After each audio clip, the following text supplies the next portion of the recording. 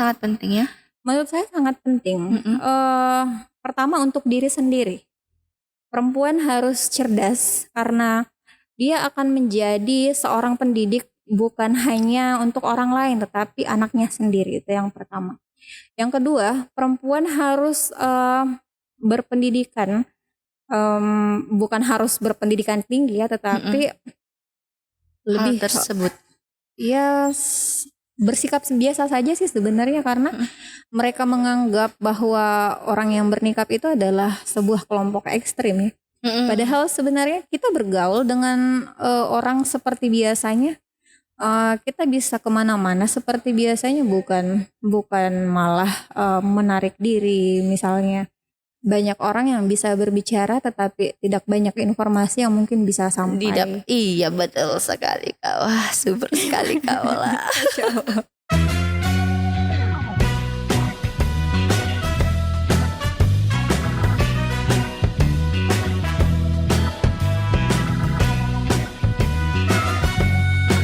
Podcast edisi edukasi, motivasi, dan inspirasi. Assalamualaikum warahmatullahi wabarakatuh. Waalaikumsalam warahmatullahi wabarakatuh. Selamat sore Kak. Sore Kak Cincin. Aduh dipanggil kakak. Selama ini kan begitu Ji. Ya karena perkiraan di luar sana dikira umurku lebih tua, tapi tidak apa-apa, saya terima saja. Hari ini senang sekali ya Kak, terima kasih sudah datang di podcast edisi, memenuhi undangan. Di depan saya ada seorang wanita soleha dan juga seorang dosen di salah satu perguruan tinggi yang ada di Bulukumba. Masya Allah. Perkenalkan dulu Kak, namanya siapa? Halo semuanya, nama saya Andi Tendriola. Mungkin biasa lebih dikenal dengan sebutan Ola ya. Iya Kak. Kalau boleh tahu Kakak sebagai dosen di bidang apa Kak? Saya di bidang keperawatan. Keperawatan ya. Iya. Boleh disebutkan perguruan tempat Kakak mengajar? Jadi untuk saat ini saya bekerja sebagai dosen di Stikes Pandrita Husada Bulukumba. Oh iya Kak. Terus bisa diceritakan awal perjalanan karirnya Kakak sampai sekarang berada di titik ini berakhir menjadi dosen begitu. Panjang ya kalau mau diceritakan. Awal-awal pemilihan jurusannya lah kalau bisa. Awal pemilihan jurusan sebenarnya saya masuk di keperawatan itu sebuah kecelakaan sih sebenarnya. Bukan berarti bahwa saat ini saya tidak mencintai profesi saya, tetapi atas dasar itulah sebenarnya kecelakaan itu. Kok kecelakaan sih Kak? Iya, karena sebenarnya ini adalah sesuatu yang bukan yang saya inginkan ya sebenarnya. Oh bukan cita-citanya Kak Ola? Bukan. Jadi sama seperti anak-anak yang lain pada umumnya, waktu kecil saya bercita-cita menjadi seorang dokter. Tentunya. Iya. Tetapi di saat yang bersamaan pada saat mulai beranjak ke SMA, saya dimasukkan ke sebuah sekolah keperawatan ya. Mungkin dulu orang masih kenal dengan nama SPK, Sekolah Perawat Kesehatan. Itu pun bukan atas dasar kemauan saya sendiri, tetapi atas keinginan orang tua. Orang tua. Iya. Ini kan kemauan orang tua, tapi sekarang orang-orang tahu bahwa Kak Ola ini seorang S3 di bidang ilmu kedokteran ya sekarang. Iya, kebetulan di S3 ilmu kedokteran. Iya. Bertahan sejauh ini konsisten di dunia kesehatan karena apa Kak? Karena sudah jatuh cinta ya sebenarnya. Oh dari kecelakaan akhirnya jatuh cinta. Kecelakaan yang akhirnya berujung menjadi sebuah kecintaan di dunia keperawatan. Jadi dari kecelakaan yang bukan kesengajaan yang saya inginkan itu, kemudian pada akhirnya yang membuat saya ingin terus melanjutkan pendidikan karena saya berpikir bahwa waktu itu ketika saya ingin dimasukkan lagi ke S1 keperawatan yang tadinya saya ingin masuk ke S1 kedokteran, tetapi qadar Allah itu sudah jadi kehendak Allah, ternyata takdir saya berada justru di S1 keperawatan. Nah, sebab saya orangnya nggak bisa shift-shiftan, kan kalau di keperawatan itu bekerja di rumah sakit iya, shift-shiftan. iya. Fisik saya kurang stabil waktu itu untuk menjadi seorang perawat di rumah sakit. Tetapi karena sudah terlanjur kecebur cerita. Ya udahlah ya, dilanjutin aja.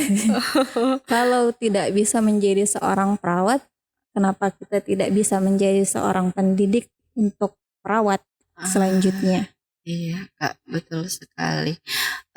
Terus untuk melangkah ke jenjang kan S1 keperawatan. Iya, S1 Terus keperawatan. melangkah ke bidang S3-nya ceritanya itu kan sulit. Iya. Terus yang membuat Kakak berani untuk lanjut terus sampai mendapat gelar S3? Sebenarnya modal nekat dan coba-coba saja sih waktu itu. Iya. Saya mengatakan ini bahwa semua sebenarnya tidak terlepas dari ketentuan Allah. Saya mendaftar S2 itu waktu itu dalam keadaan saya sudah bekerja sebagai dosen. Jadi di awal karir saya itu setelah selesai profesi nurse, dosen saya langsung mengangkat saya menjadi dosen ya di sebuah kampus di Maros. Di Maros. Berarti Iya. Kak Ola ini siswa yang berprestasi pasti. Kalau itu saya kurang tahu penilaiannya apa, sehingga diajak untuk bergabung ke sebuah kampus keperawatan di Maros. Dan pada saat itu juga setahun berkecimpung di situ di dunia pendidikan.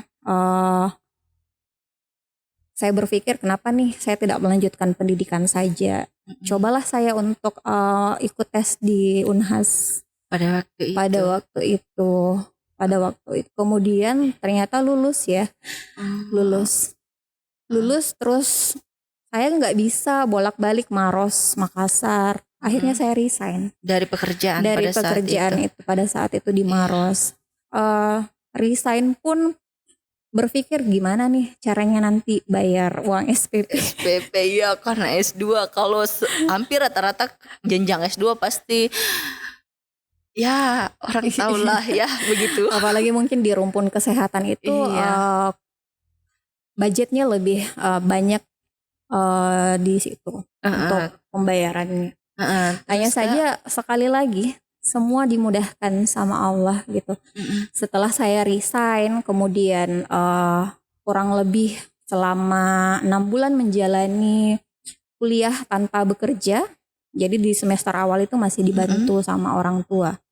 1 semester itu, di semester kemudian saya memasukkan beberapa lamaran ke kampus-kampus yang ada di Makassar. Alhamdulillah ternyata keterima di satu kampus swasta juga di Makassar. Ya.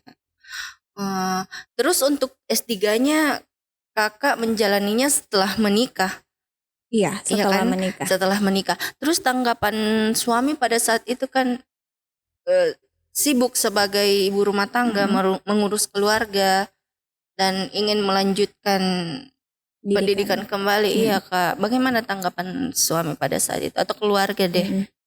Alhamdulillahnya tuh kalau suami selalu support apa saja yang ingin saya lakukan. Jadi saya tidak mungkin juga jalan dong tanpa restu dan izin suami ya kan. Karena sudah diizinkan ya udah jalani aja.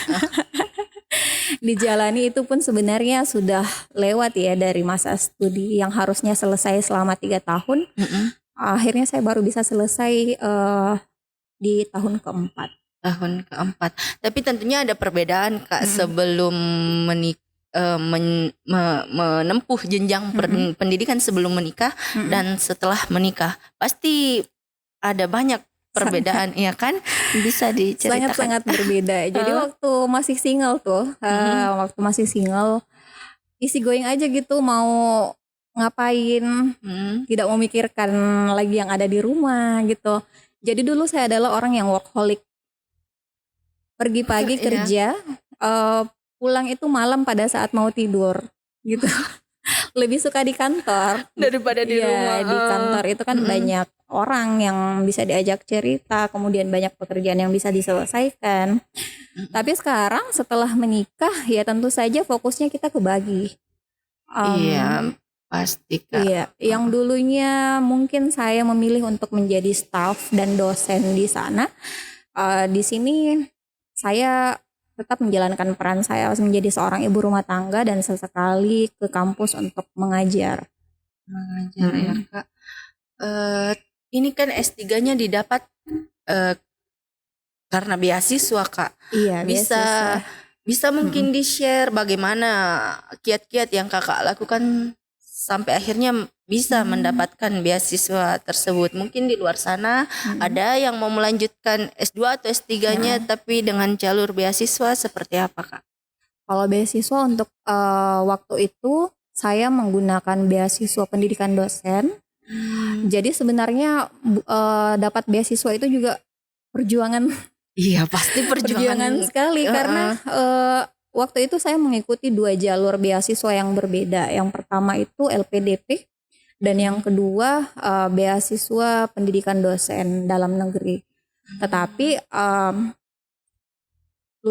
ketika lulus berkas di dua-duanya kita disuruh memilih mau pilih yang mana. Akhirnya saya memilih di LPDP yang dibantu oleh Kementerian Keuangan. Masuklah saya di tahap wawancara. Kebetulan di tahap wawancara itu saya tidak lulus. Sempat berpikir untuk tidak melanjutkan pendidikan ini karena berpikir siapa sih yang mau bayar 17,5 per semester gitu. Iya tinggi. Oh, luar Ya biasa. Allah, iya. Tetapi saya tetap berikhtiar ya mencoba berbagai jalan. Barangkali mungkin semester ini saya masih bisa bayar di semester awal, tetapi di semester selanjutnya siapa yang tahu. Apalagi kan biaya penelitian untuk jurusan-jurusan kesehatan itu lumayan pricey.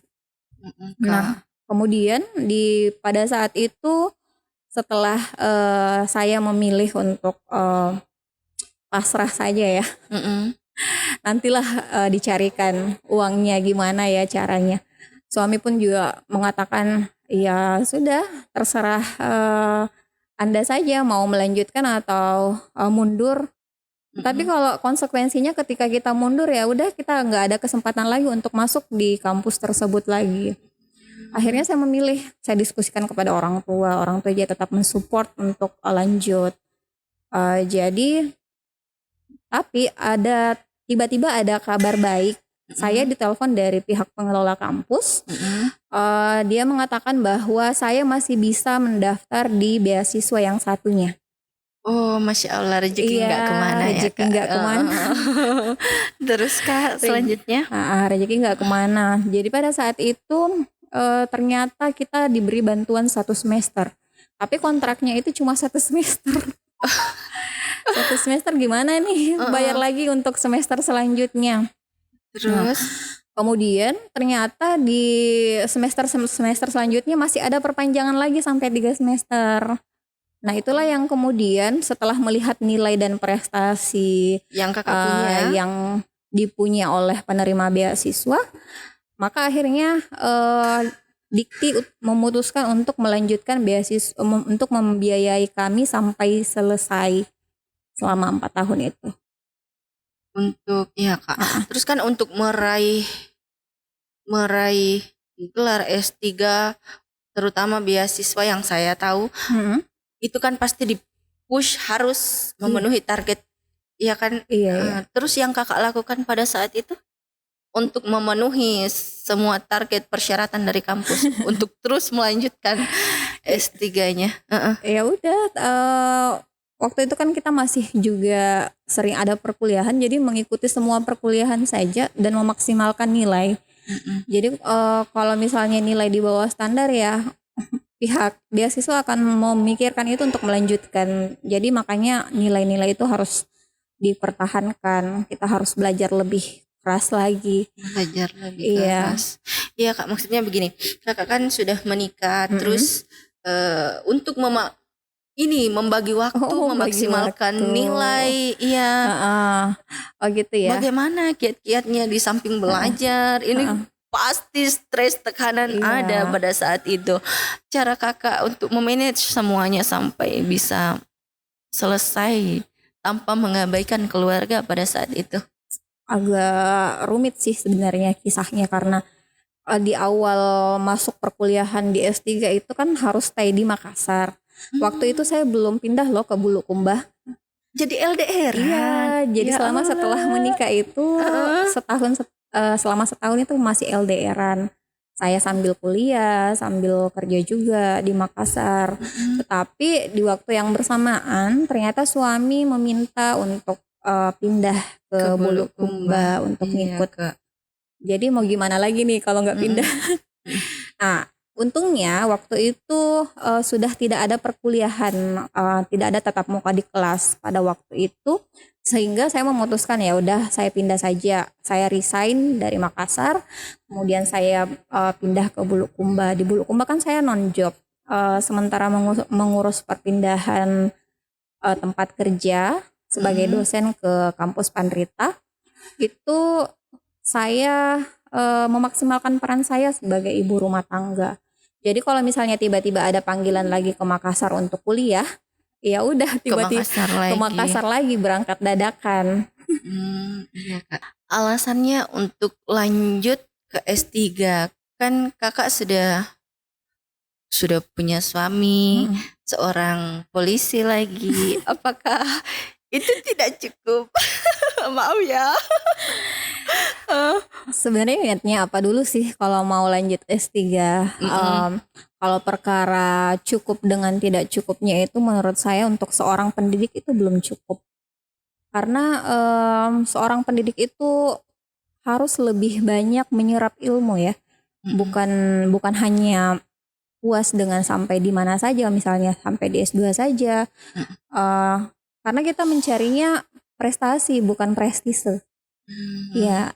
Iya, Kak, iya. Terus Kak, selama menempuh pendidikan suka dukanya yang kakak memori-memori yang tak terlupakan. Sangat-sangat banyak, terutama di akhir-akhir itu ya. Di tahun keempat saya sudah digenjot untuk cepat selesai, tetapi kalau di S3 itu kan banyak hal sebenarnya yang persyaratan untuk selesai, terutama untuk mempublish sebuah jurnal indeks internasional yang terakui. Nah, untuk memasukkan jurnal itu yang di situ yang susah, yang sulit ya, Kak. Sulit. Dan itu adalah satu persyaratan wajib yang harus ada baru boleh selesai di S3. Ada kendala Kak pada saat itu? Ada kendala, terutama masalah biaya. Masalah biaya karena penelitian kita kan tentang genetik ya, jadi lumayan butuh banyak budget sampai ratusan juta, sedangkan beasiswa hanya mengcover untuk uang bulanan kita, pembeli buku, uang kos, dan itu semesternya itu sangat-sangat kurang, sedangkan support sistem yang lain tidak ada. Jadi saya harus berjuang untuk mencari lagi tambahan-tambahan ya. Tidak munafik sih. Makanya kenapa saya harus menjual online, menjual. Jadi di waktu itu sebelum selesai itu saya masih sempat kan menjual makanan, kemudian buka catering sehat, banyak lah ya. Yang dijual sama banyak Kak Ula lah yang dijual ya, karena memang kita butuh uangnya, tidak munafik. Betul sekali Kak, demi pendidikan. Pendidikan. Terus Kak, ini S1 sampai ke S3, maaf ya karena saya tidak mengerti di bidang itu. Kan beda-beda jurusannya Kak. Memangnya bisa seperti itu? Bisa. Jadi sebenarnya kalau rumpun kesehatan selama itu ilmunya masih seperti misalnya ini yang jurusan yang saya ambil adalah S3 Ilmu Kedokteran. Yang ada di dalamnya itu siapa saja yang bernaung di dalam bidang kesehatan. Bisa saja dari perawat, bisa dari farmasis, bisa dari orang biologi, itu bisa. Karena tidak ada persyaratan khusus untuk masuk di S3 Ilmu Kedokteran bahwa yang harus masuk di situ adalah profesi dokter saja. Tetapi ini mungkin dikhususkan karena melihat sekarang dunia pendidikan itu sedang giat-giatnya untuk melahirkan banyak dokter, sehingga di jurusan ini belum ada kriteria khusus yang mewajibkan bahwa harus profesi dokter saja.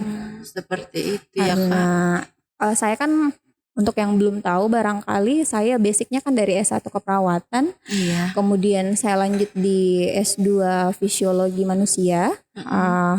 Masih dalam rumpun ilmu Kesehatan, kedokteran. iya. Akhirnya saya memilih lagi untuk melanjutkan ke S3 ilmu kedokteran karena saya pikir di S2 itu saya sudah banyak menyerap ilmu tentang anatomi fisiologi, secara itu ilmu yang dasar di ilmu kedokteran, dan akhirnya saya berani untuk melanjutkan ke S3 ilmu kedokteran. Kenapa kakak tidak memilih jurusan yang sama sampai akhir? Maunya sih seperti itu. Tetapi kalau yang waktu itu mau ambil S2 keperawatan, tetapi S2 keperawatan waktu itu masih memprioritaskan senior-senior ya yang di bidang pendidikan, sedangkan kami ini adalah anak-anak yang baru sehingga kuotanya itu tidak Terbatas ya Kak. Iya, kami lebih mendahulukan senior-senior kami. Jadi passionnya juga sebenarnya lebih ke itu sih, lebih suka ke ilmu kedokteran, makanya lanjutnya ke situ. Baik Kak. Dulu kan saya baca nih di FB waktu kakak di Makassar, terus lagi berada di puncak-puncak karirnya, dan kakak memutuskan untuk pindah ke Bulukumba mengikuti suami. Bagaimana pergolakan batin kakak pada saat itu? Luar biasa sekali pergolakannya pasti. Di satu sisi memilih untuk melanjutkan karir atau memilih untuk mengakhiri demi ikut bersama suami. Sebenarnya sih lebih bukan mengakhiri tetapi memulai lagi dari nol, karena otomatis ketika saya pindah semua hasil prestasi yang saya capai di tempat yang lama otomatis akan kembali nol ya di tempat yang baru. Iya kan, situasi yang baru, kemudian lingkungan yang baru, bertemu lagi dengan orang-orang yang baru yang notabene mungkin lebih senior dibanding saya dan pengalaman yang lebih banyak. Itu pergolakannya luar biasa karena meminta izin saja kepada bos. Itu saya baru diizinkan keluar setelah 4 bulan bermohon. Oh, perlu proses ya Kak untuk keluar. Saya tidak diizinkan untuk keluar. Tidak diizinkan untuk resign pada saat itu. Jadi kami memanggilnya direktur ya di sana. Iya. Direktur saya itu tidak memberikan izin sama sekali untuk saya keluar dengan berbagai alasan. Katanya, ya nggak usah, nanti bolak-balik aja. Makassar Bulukumba. Mungkin pikirannya jaraknya seperti ini. Jaraknya, ya itu kan bisa nanti bolak-balik, entah suaminya yang ke sini atau kamunya yang ke sana. Gak usah, sayang loh, katanya kayak gitu, apalagi sementara kuliah. Terus yang membuat kakak berpikir untuk mengambil tindakan resign itu, Kak? Iya. Yang memotivasi kakak akhirnya sudah memotivasi untuk pasti ada sesuatu yang lebih Betul. lebih penting di Bulukumba sampai merelakan karir yang sedang berada di puncak pada saat itu. Iya, tentu saja kembali lagi suami, keluarga ya. Sasit. Keluarga nomor 1 ya Kak. Iya. Saya adalah seorang family woman, jadi lebih mementingkan keluarga dibandingkan karir untuk saat ini. Mungkin beda ya dari yang dulu. Dulu itu saya pokoknya kerja aja terus menghasilkan uang. Tapi kalau sekarang kayaknya orientasinya lebih kepada keluarga aja. Keluarga ya Kak. Terus sesampainya di Bulukumba perasaan Kakak seperti apa? Kan berubah dari kota besar kira-kira terus berpindah ke pinggiran, maksudnya pinggiran kota, Kabupaten. iya kabupaten. Iya. Tidak suasana kotanya pasti berbeda, ramenya sudah tidak seperti Makassar, Bulukumba ya. Untuk adaptasi di awal-awal itu memang sangat sulit karena saya dulu itu orangnya susah untuk tinggal di rumah. Pertama karena kecanduan kerja. Yang kedua selain kecanduan kerja, saya adalah orang yang kecanduan jalan-jalan ke mall. Sekalinya dapat Bulukumba yang Tetapi buat saya Bulukumba adalah sebuah kota yang menurut saya jauh lebih maju dibandingkan kota-kota yang lain.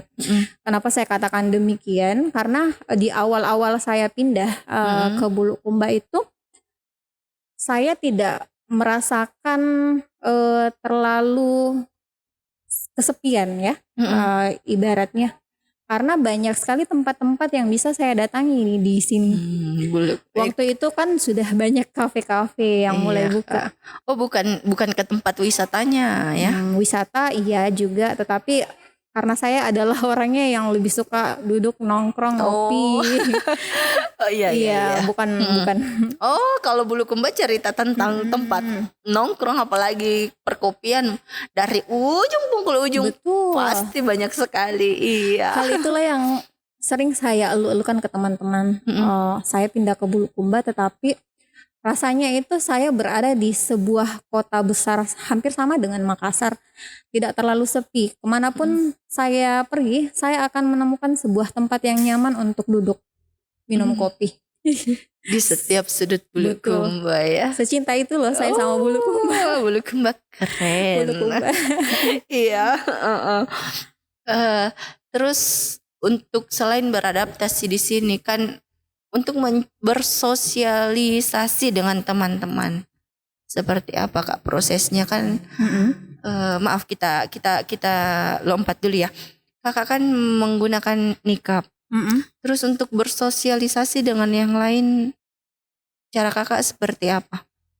Kan tunggu Kak dia. Iya, kan sorry. ada kan tidak apa-apa. Saya tambahkan supaya sobat edisi di luar sana juga mengerti kan terkadang ada yang ingin berteman dengan yang menggunakan nikab tapi mereka insecure duluan karena takutnya mungkin dipikir bakalan dijudge jelek atau bakalan dipikir kamu pendosa, akan banyak ceramah-ceramah yang datang ke mereka.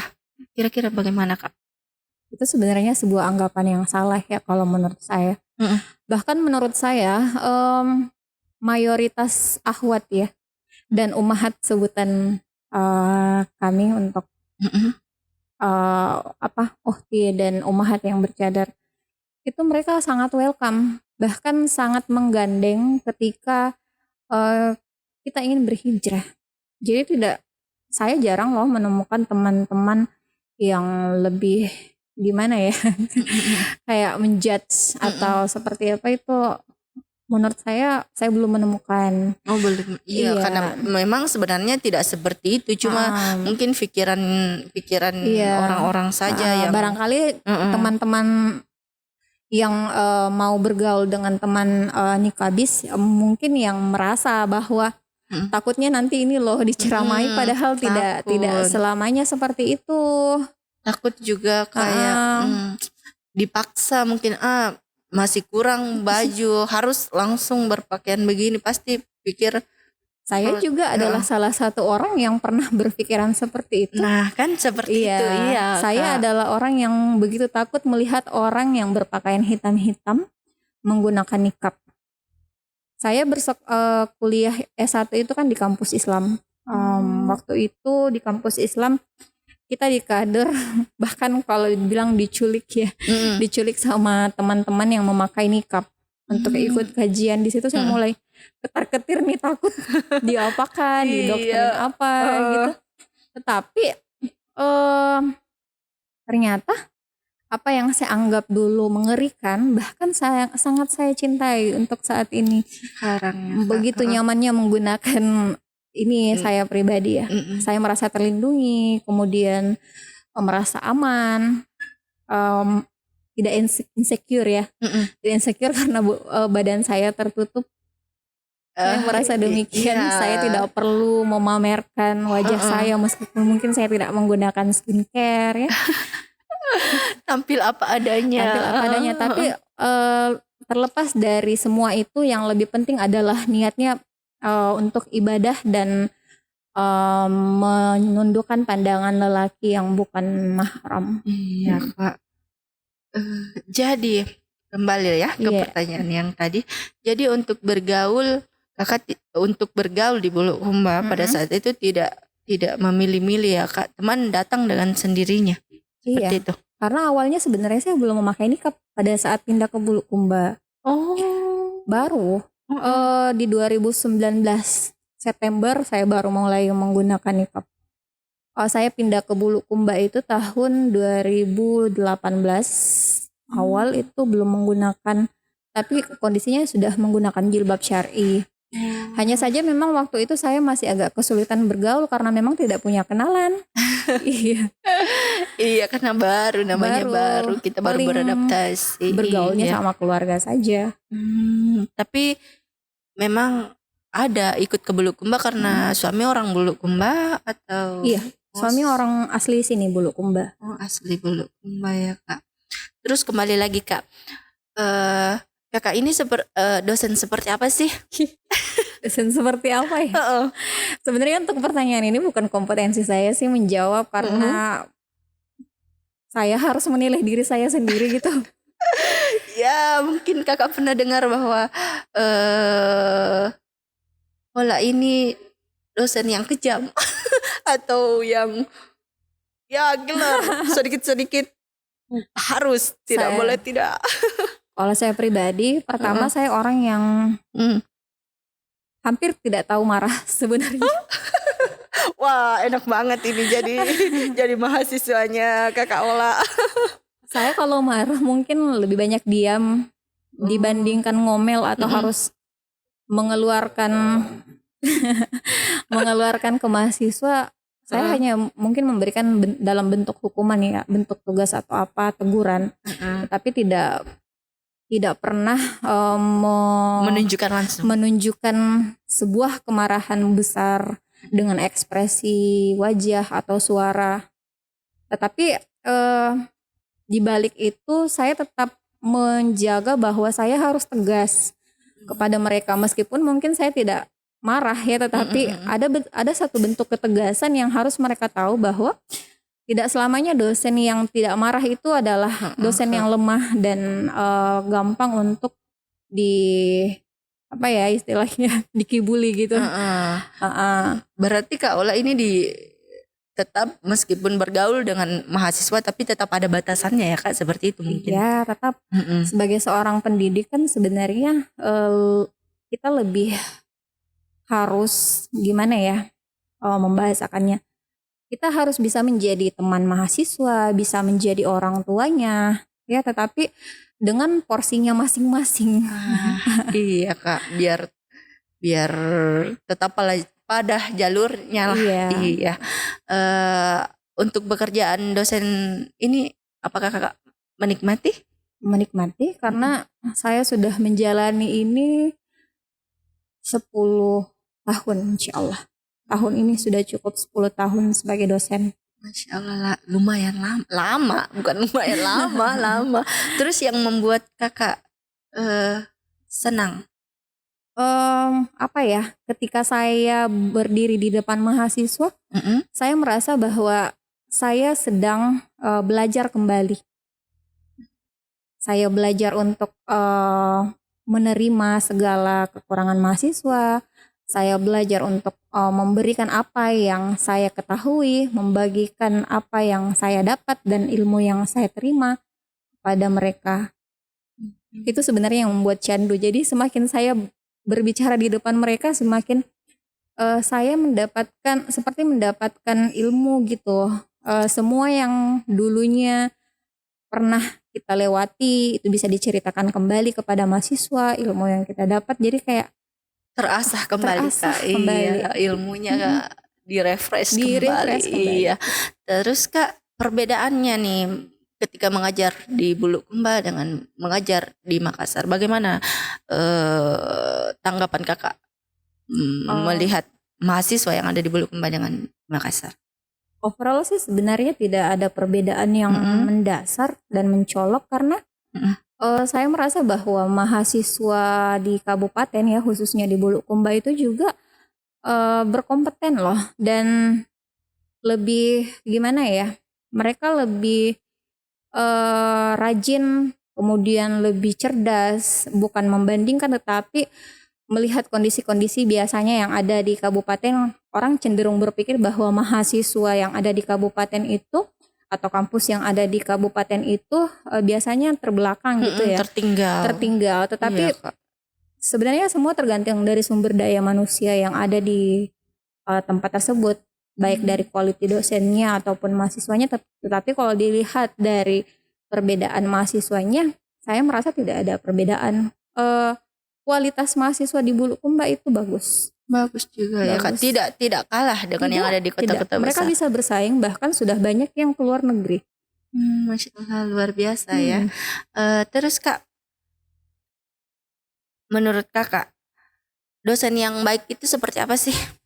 Dosen yang baik seperti apa ya? Dosen yang gimana sih? Saya kurang tahu kalau tentang dosen yang baik. Yang menurut saya saja yang bisa mentransfer ilmu dan ilmunya bisa diterima baik oleh mahasiswa, itu aja sih. Super sekali. Iya, karena kan sejatinya sebagai dosen kita tugasnya menyampaikan ilmu ya harus diterima dengan baik. Kalau tidak ya gagal namanya jadi dosen. Banyak orang yang bisa berbicara tetapi tidak banyak informasi yang mungkin bisa sampai. Iya, betul sekali Kak. Wah, super sekali Kak Ola. Terus Kak, pengalaman yang tak terlupakan selama jadi dosen, hal-hal menarik. Hal-hal menarik yang tidak terlupakan banyak ya. Unik-unik. Kadang mau masuk ini waktu belum pakai nikab dan belum berjilbab syar'i.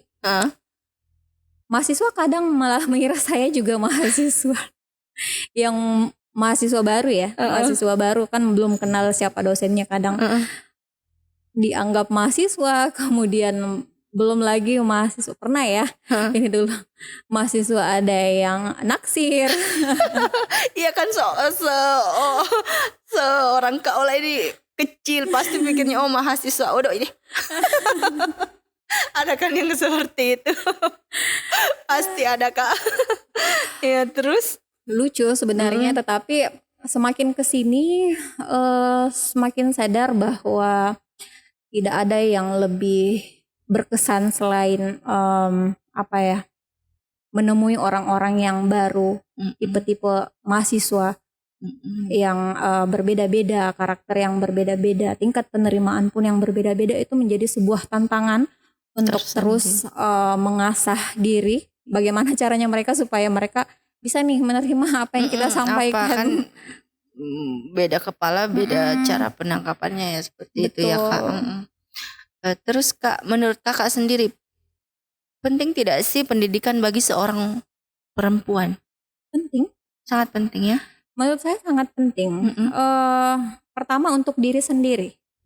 Perempuan harus cerdas karena dia akan menjadi seorang pendidik bukan hanya untuk orang lain tetapi anaknya sendiri. Itu yang pertama. Yang kedua, perempuan harus berpendidikan, bukan harus berpendidikan tinggi ya, tetapi harus mampu membedakan sesuatu yang benar dan yang buruk. Kenapa saya katakan demikian? Karena dalam berumah tangga kan kita juga harus mengaplikasikan ilmu.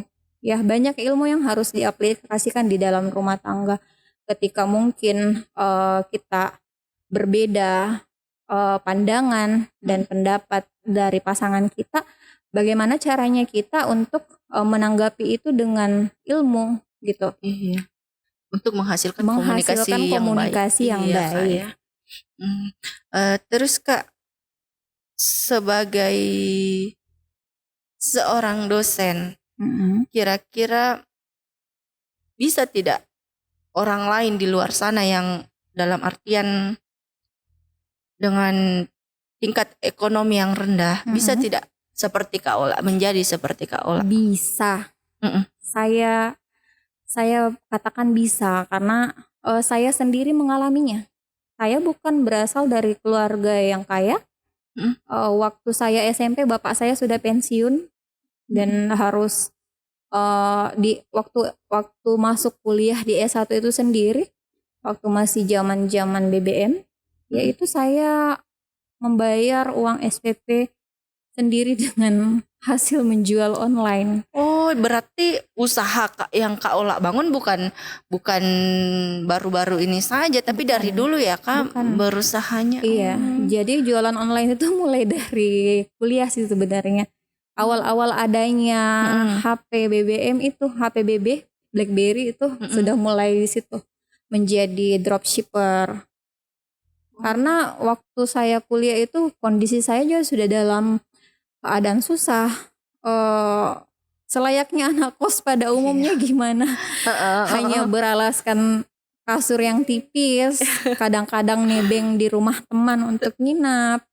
Bahkan yang paling sedih nih, teman kos saya kan itu rata-rata orang berada ya. Harga satu potong ayam goreng waktu itu sari laut ya, 10.000 per porsi. Mereka makan satu kali satu ayam goreng, sedangkan saya harus membagi 3 ayam. Pagi siang malam. Itu yang saya rasa paling sedih. Itu pun pada saat itu terpaksa sekali harus beli ayam goreng itu, misalnya kalau diajak teman, karena saya orangnya tidak enakan ya udah ya. Namanya mahasiswa ada lah gengsi-gengsi sedikit. Iya betul. Tidak ada yang tidak mungkin. Semua sekarang gampang, tinggal mencari bagaimana caranya dapat beasiswa, kemudian menjadi mahasiswa yang berprestasi. Sangat banyak sebenarnya jalan untuk menjadi seorang dosen. Sangat banyak ya Kak. Sangat banyak. Terus selama untuk menjadi dosen, untuk meraih titik itu, pernah tidak merasa ingin ada momen-momen untuk meraih gelar S3 itu kan orang pasti tahu untuk meraih gelar pendidikan S3 pasti sangat sulit. Pernah tidak menyerah di tengah jalan? Ada kemauan menyerah? Ada kemauan. Di semester akhir itu saya merasa bahwa saya sudah tidak mampu untuk melanjutkan. Pertama karena tekanan, yang kedua adalah saya sudah tidak sanggup untuk bolak-balik Makassar, dan yang ketiga masalah jurnal tadi yang belum keterima. Tapi kembali lagi bahwa saya punya tanggung jawab yang harus saya selesaikan, yaitu beasiswa. Beasiswa itu kalau kita tidak selesai, kalau kita tidak menyelesaikan pendidikan selama yang ditargetkan, maka kita harus mengembalikan seluruh biaya pendidikan. Ibaratnya nanti kalau saya berhenti sudah jatuh ketimpa tangga pula. Iya, karena harus mengembalikan.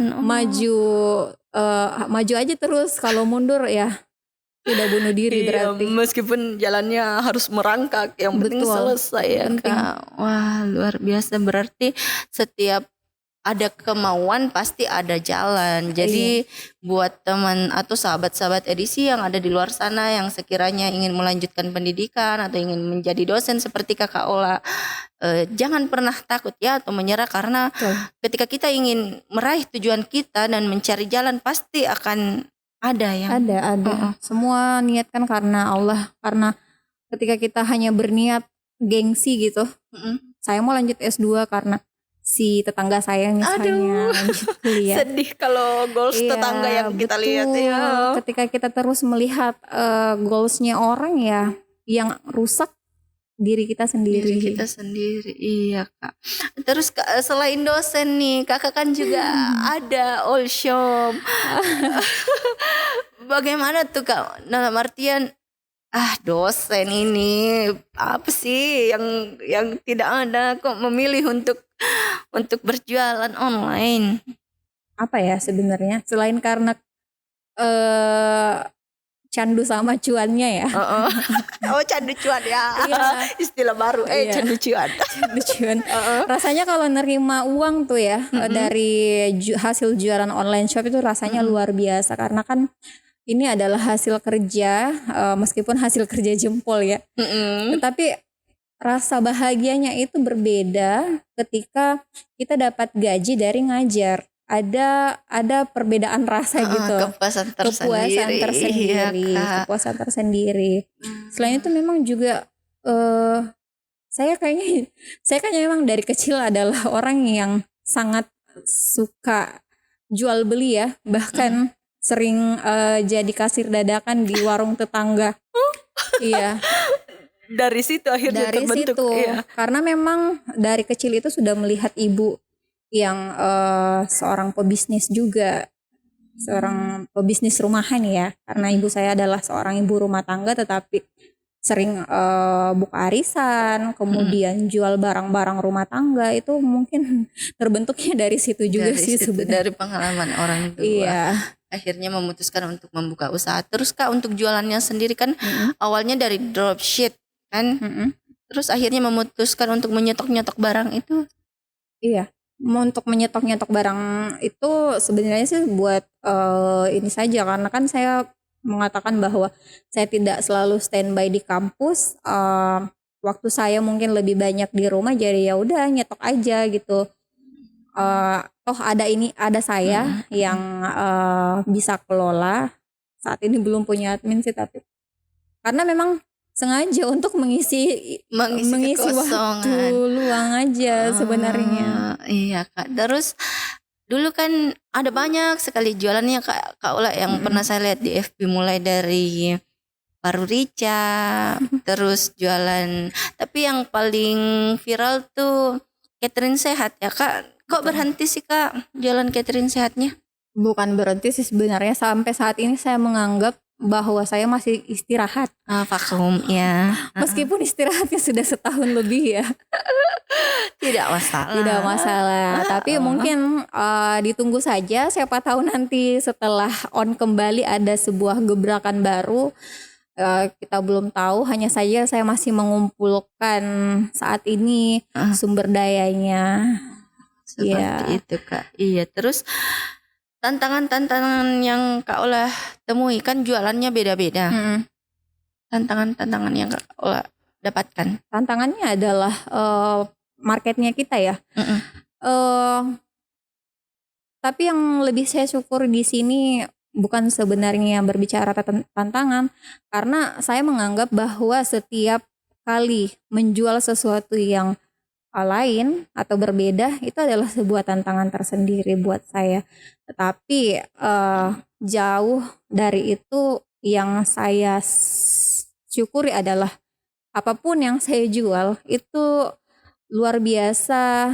Buat teman-teman Antusias di Facebook itu antusiasnya luar biasa. Luar biasa, iya Kak. Yang syukurnya itu kan biasa ketika ada orang jualan tidak konsisten lah ceritanya. Jualan kan agak susah itu memulai lagi kan ceritanya dengan berjualan yang berbeda-beda. Artinya Kak Ola setiap hari harus berjuang dari awal lagi untuk mengumpulkan semangat. Kak Ola dapat dari mana? Cuan. Cuan. Kembali lagi. Luar biasa ini. Siapa sih yang tidak tergiur dengan uang ya? Iya Kak, betul sekali. Betul. Banyak hal yang bisa dilakukan ya. Karena memang penghasilan dari online shop yang saya jalani itu income-nya lebih banyak dibandingkan mungkin dari gaji sebagai seorang pengajar ya. Pengajar itu kan bulanan ya, bisa juga per 6 bulanan. Tetapi kalau online shop kan harian bisa, mingguan bisa. Atur-atur sesuai rezeki yang masuk. Iya, misal mau jajan apa gitu, tapi pas lagi bokek-bokeknya jualan ini dulu deh, nambah-nambah. Banyak hal ya yang bisa dilakukan. Banyak hal, tetapi online shop inilah yang tadinya saya bukan siapa-siapa, yang akhirnya membuat saya kenal dengan banyak orang. Dengan berbagai banyak orang. Tapi Kak, ada tidak yang meremehkan Kakak? Kan belum banyak yang tahu bahwa Kak Ola ini adalah seorang dosen. Banyak. Pada saat berjualan online kan Banyak. pasti. Bagaimana tanggapan Kakak pada saat itu? Tanggapannya ya santai saja karena mau gimana lagi, mereka ini adalah konsumen kita. Itu pertama, dijutekin terus dicuekin terus dimarahin, itu sudah sesuatu hal biasa dan konsekuensi yang harus kita terima sebagai seorang seller ya. Karena tidak semua orang kenal saya, tidak semua orang tahu siapa saya. Bahkan ketika waktu itu, ini kondisinya saya sudah semester 3 kalau tidak salah itu. Di S3 saya jual paru rica, terus jual rice ball yang lain. Saya ngantar sendiri loh. Pada saat itu admin sendiri, Pada saat admin sendiri, ngantar sendiri, masak sendiri. Fase itu fase yang luar biasa. Mungkin setiap penjual online yang terutama makanan nih pasti pernah mengalami masa-masa itu di saat merintis karir. Saya pun juga dulunya begitu Kak, dan sekarang ketika diingat pasti banyak sekali memori yang tersimpan. Tetapi dari situ kita melihat banyak sekali karakter orang-orang. Ada orang yang welcome, ada juga orang yang jutek. Itulah sebuah konsekuensi ketika kita menjadi pelaku penjual ya, seller.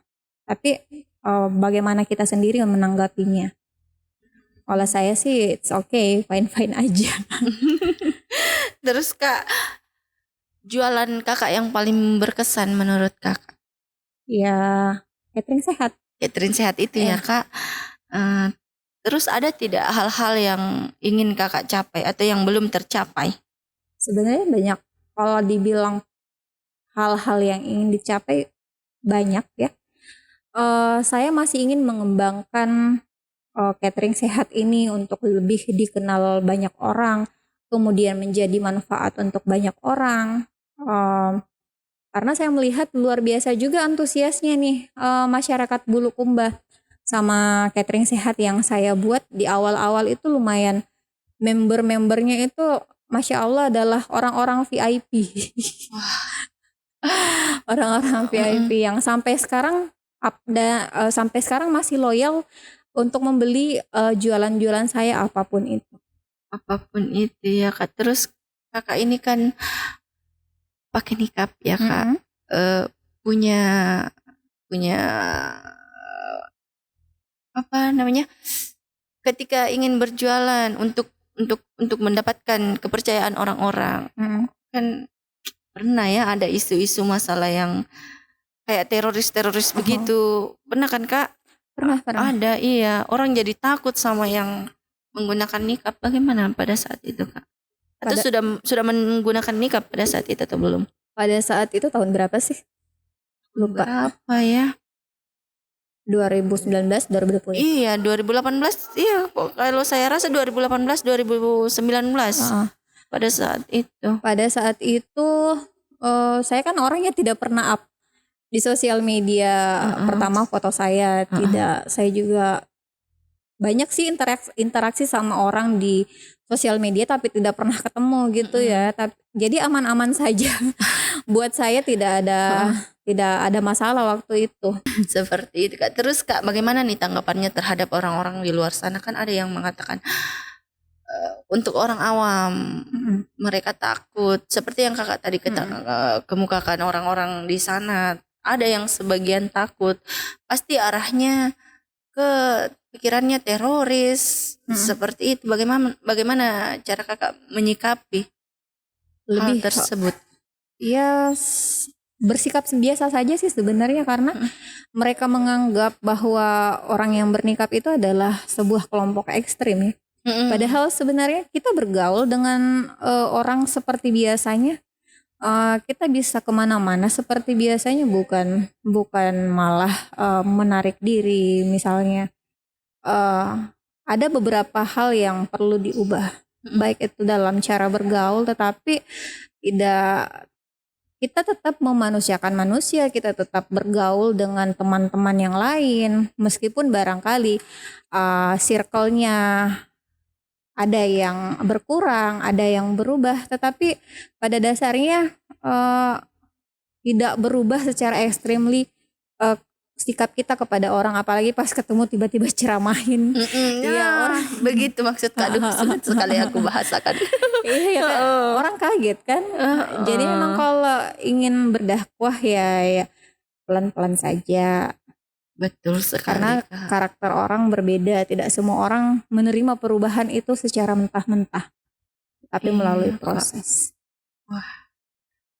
Terus Kak, selama mengenakan nikab ada tidak pernah mendapatkan perlakuan yang kurang mengenakan? Sejauh ini sih alhamdulillah tidak pernah yang gimana-gimana ya, tetapi kadang ya entah ini yang neriakin orang yang takut sekali sama orang yang bernikab. Pernah kami berjalan itu mau ke minimarket sih sama teman-teman diteriaki ninja. Ya Allah, ada yang seperti itu Ada. Kak. Terus yang Ada. meneriaki pada saat itu oknumnya laki-laki atau Iya. perempuan? Pria dewasa. Pria dewasa, ya Allah, astagfirullah. Orang ya hanya Iya. pintar menjudge. Bahkan sebenarnya kita dalam keadaan tertutup ini kadang masih sering dilecehkan. Ada yang orang-orang laki-laki misalnya nih tiba-tiba kita lewat terus diteriaki Assalamualaikum Muhti, tetapi dengan ada centil ya. Iya, Itu Kak. sebenarnya salah satu bentuk pelecehan menurut saya, karena Iya, Kak. kalau memang mau memberi salam, berilah salam dengan nada yang baik, bukan dengan nada yang menggoda gitu. Jadi memang betul-betul perempuan itu sumber fitnah bagaimanapun tertutupnya. Iya, Ya kalau pasti masih ada saja yang melakukan hal tersebut. melakukan hal-hal tersebut. Terus Kak, dosen terus melakukan juga proses jual beli ya, online shop. Itu Kak, cara Kakak untuk membagi waktunya Kakak bagaimana? Membagi waktu, online shop kan tidak butuh waktu yang banyak ya, tidak butuh waktu spesial. Kadang pada saat istirahat ngajar misalnya nih, duduk makan siang atau apa kan kita bisa upload gambar. Tapi seperti ini, sebagai contoh, ketika sedang ngajar terus tiba-tiba orderan masuk, minta antarkan, harus diantarkan sekarang. Bagaimana kalau kejadiannya pernah kejadian? Ya. Kalau kejadiannya seperti itu pada saat misalnya ada orang di rumah, entah itu ada suami atau ada ipar saya sampaikan ke suami atau ada ipar tolong dilayani. Tapi kalau misalnya tidak ada ya udah rezekinya kan nggak kemana. Di cancel aja nggak apa-apa. Oh, seperti itu. Iya, karena tanggung jawab saya kan tetap lebih ke ngajar ya, tanggung jawab.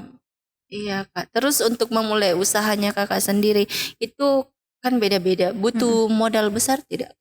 Tidak ya? Iya, karena saya juga bukan tipe orang yang pelaku bisnis berbudget besar ya, bermodal besar.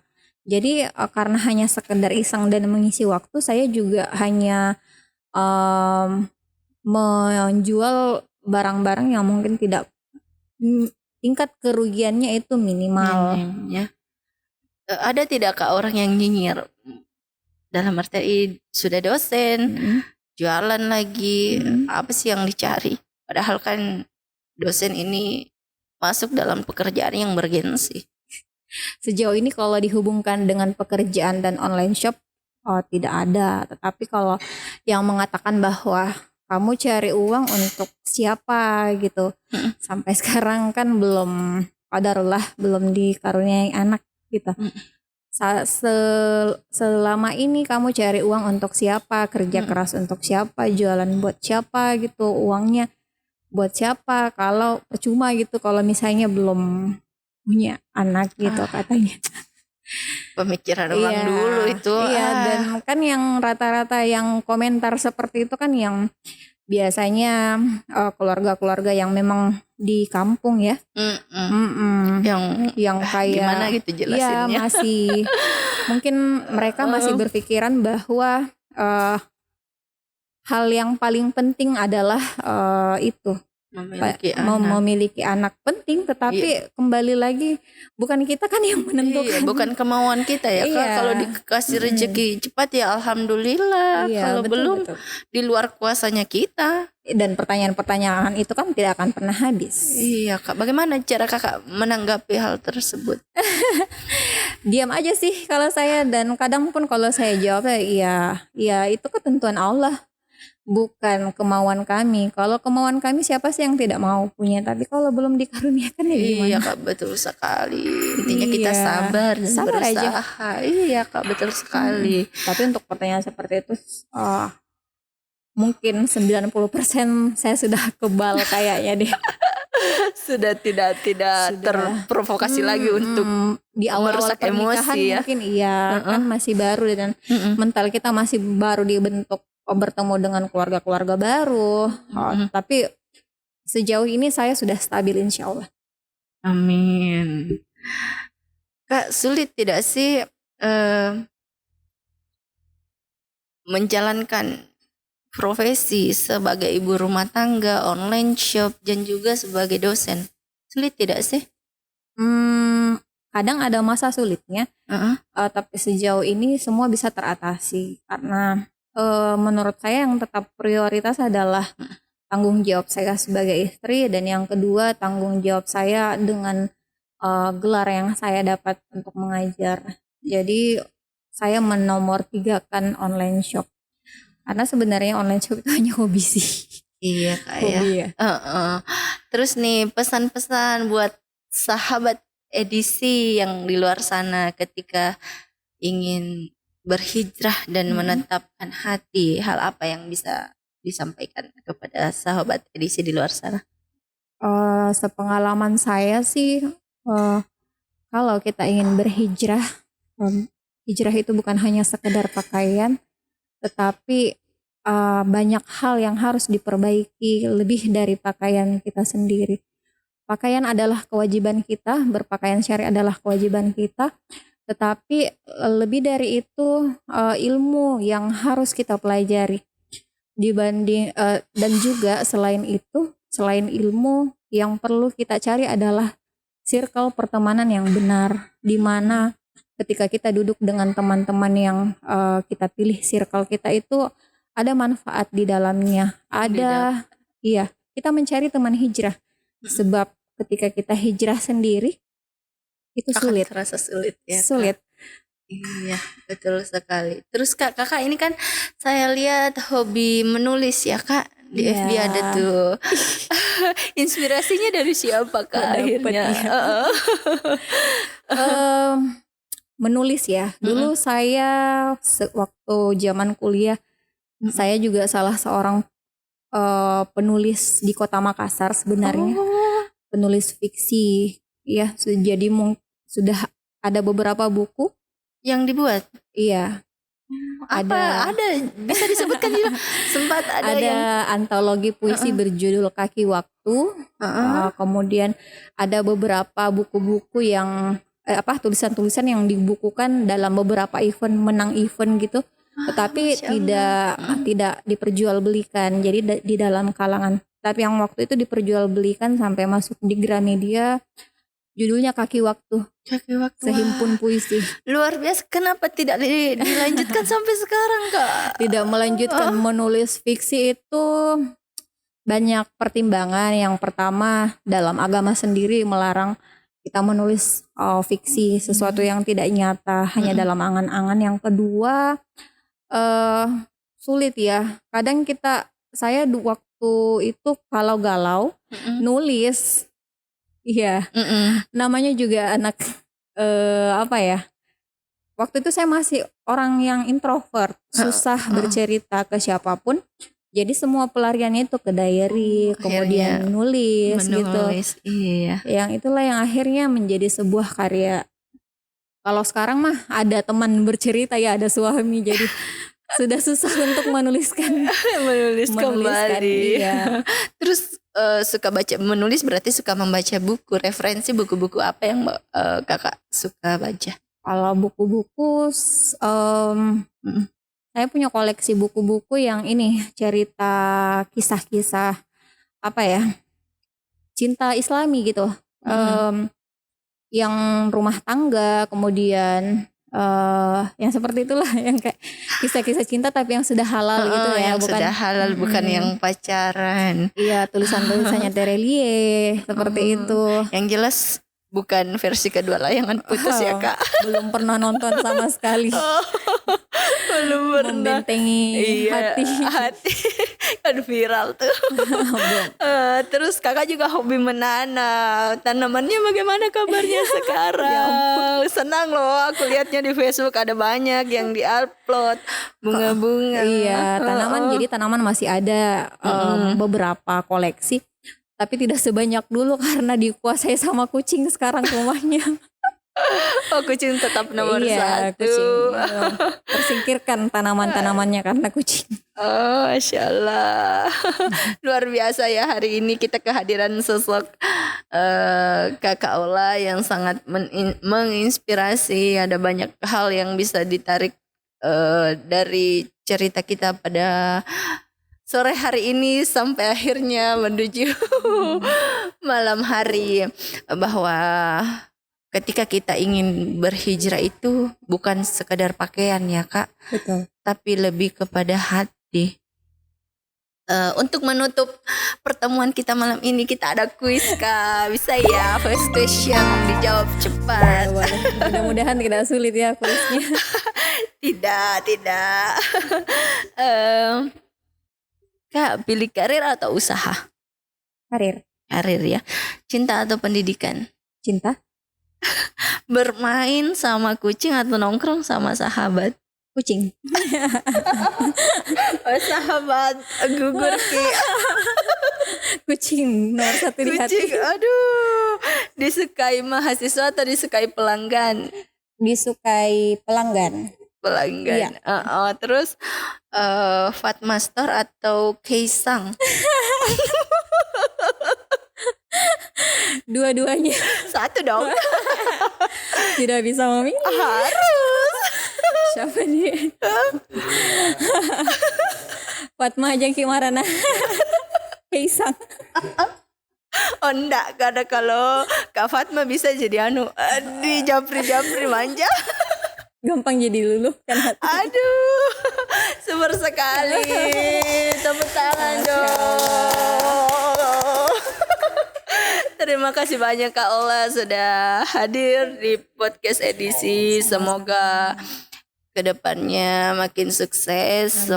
Semua yang dicita-citakan terwujud. Doa yang sama untuk podcast edisi. Semoga semakin besar dan mampu menginspirasi banyak orang, menampilkan bintang tamu yang luar biasa inspirasinya. Amin. Allahumma amin. Sekali lagi terima kasih banyak Kak. Sehat-sehat Ki. Assalamualaikum warahmatullahi wabarakatuh. Waalaikumsalam. Udah pilihannya.